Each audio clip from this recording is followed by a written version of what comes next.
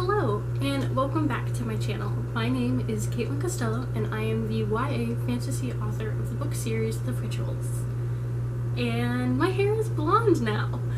I filmed this video last week, and something happened when I imported the files, and they corrupted, and the audio was all off. So, we're here, we're refilming this. Hopefully I will get this up before 10. We will find out in a little bit. But, welcome.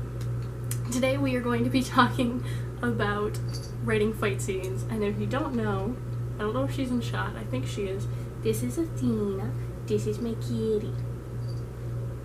Did you have to make your video? Okay. Today we're going to be talking about writing fight scenes, which I absolutely love writing fight scenes. I think they are the most fun thing ever.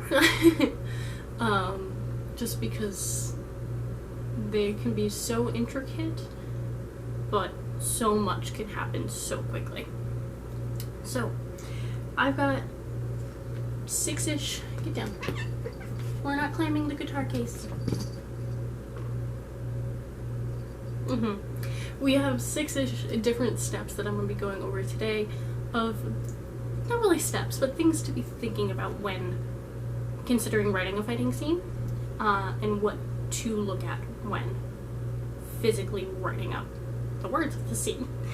So planning and writing. There we go. The first thing that you need to think of is, what is your motivation for the main character, but also the person they're fighting, all around. Because not everyone has a motivation, and that in itself is a motivation. For example, the character X needs to fight the dragon to get the prize and to win the princess's love. But the dragon needs to fight the knight because why is he coming up in his cave and trying to kill him? It's self-defense. He has that motivation. Dragon's motivation did not start until the knight came. His motivation is, I don't want to fight you, but you are fighting me. So that's one example. So you need to sit and think, what is your character's motivation for being in that scene? Do they have a choice in the matter? Because that's going to affect how they react to things. If your character does not know how to fight well and doesn't want to fight, but is handed a sword when an orc army is invading, they're going to have to fight whether or not they want to. So think about, what is your character's motivation? Do they have multiple layers of motivation?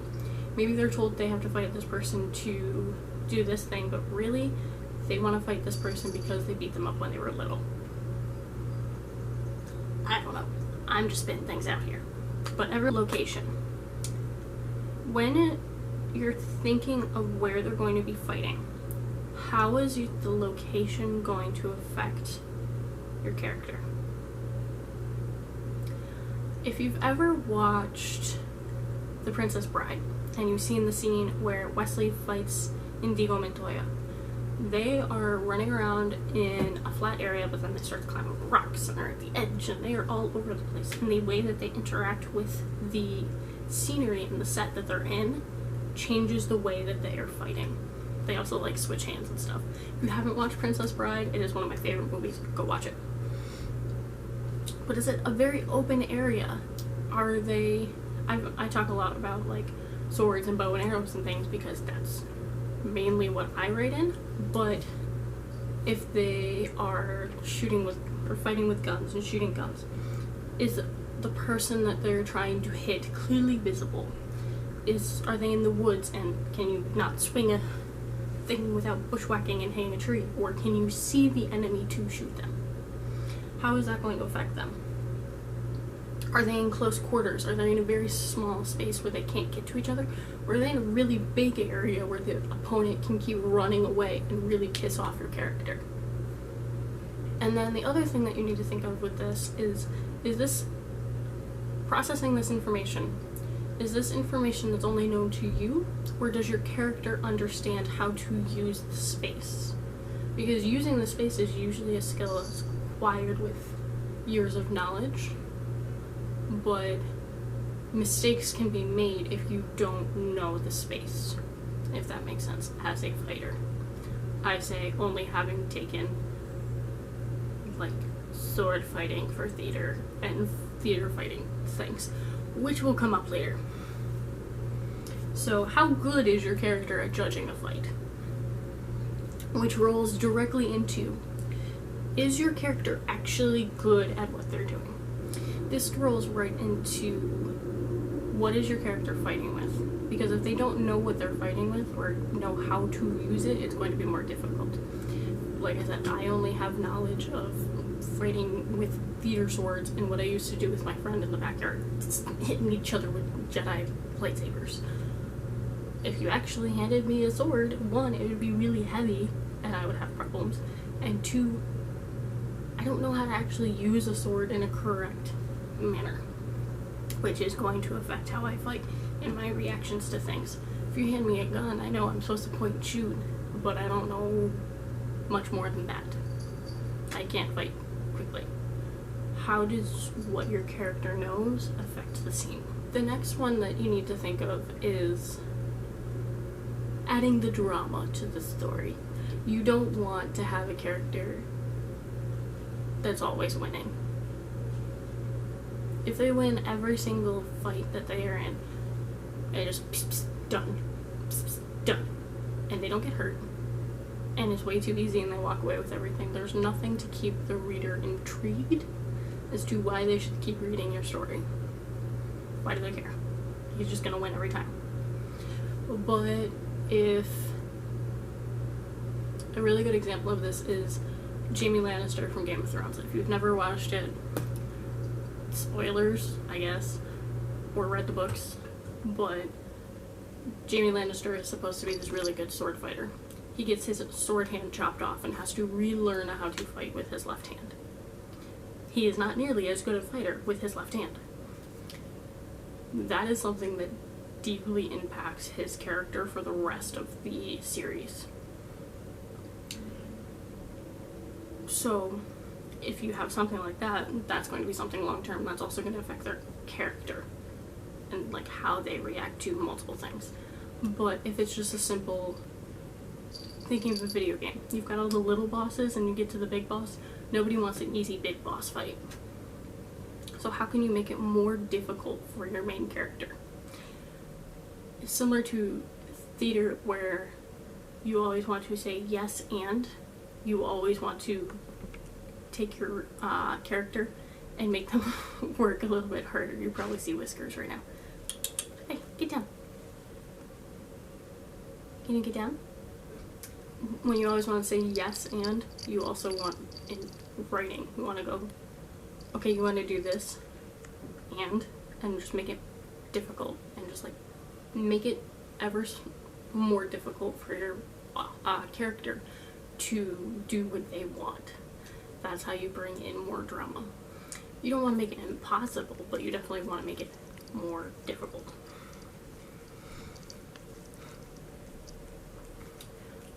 When you start to physically write the scene, there are sections where you're going to want to think of the pacing, and you're going to want to make it more drawn out and slower, and slow down the pace and make the drama come up as your character is trying to figure out what to do. And then you can change the pace really easily of the scene by making the sentences shorter and snappy, and lots of short sentences right after the other, because your reader is going to go through those sentences faster and pick up the pace, but then you can make it slow down again. So just changing up that pacing can really help a scene to flow and feel more natural, versus just boom, boom, boom, boom, boom, boom, done. We're doing interpretive dance today. And the last thing is one that I find really important. I've seen people not do this, and then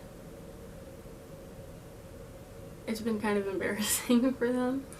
I'm thinking of a particular case, and if this person watches my videos, which I don't think they do, but if they do, hi, it's a good story for teaching. Sorry.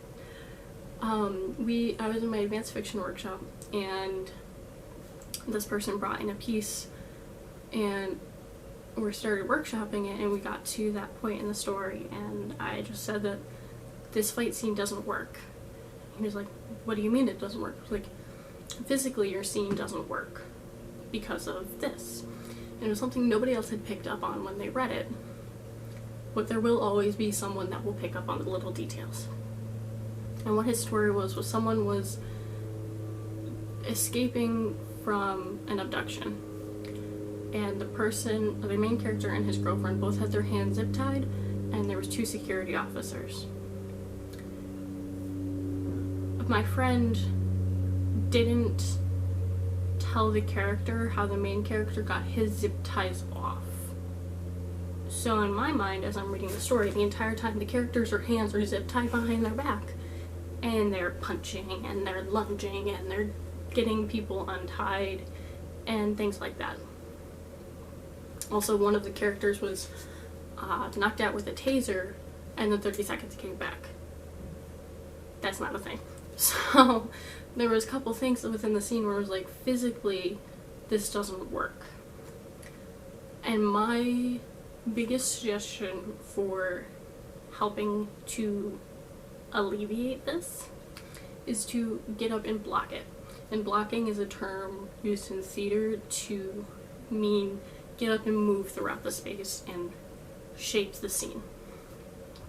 So if you need to get up and move everything in your bedroom and walk through the scene and in how you envision it in order to make sure that physically you can do this, I don't see the harm in it. Because it can help you also think about those movements and make them seem more natural. If I am lunging forward and someone stabs at me, I might not be able to snap right back up. I might have to roll out of the way or things like that, and it can help you figure out the balance of the character. This isn't flawless, but it's a start, especially if you are a newer writer writing these types of fight scenes. So that's one of my biggest tips is but write stuff out and then work through it and read through it several times to make sure that all of the actions work. I think that's all going to be all for today. If you would like more in-depth things regarding fight scenes, let me know down in the comments below what sort of things you'd be interested in. I can go through perhaps a scene from my first book and we can talk about it in that way, more comparisons, and really go from there. But I think that will be all for today. Thank you for watching. All of my social media links will be listed down below, as well as a link to sign up for my newsletter where you get monthly updates, sometimes more, along with exclusive discount codes, giveaways, and early access to information. In the next couple months I have some really cool things that will be coming up, and that will be the first place that you hear about it. So I hope you will take a minute to sign up for that, as well as there are a couple other sign up links down below, sort of sign ups.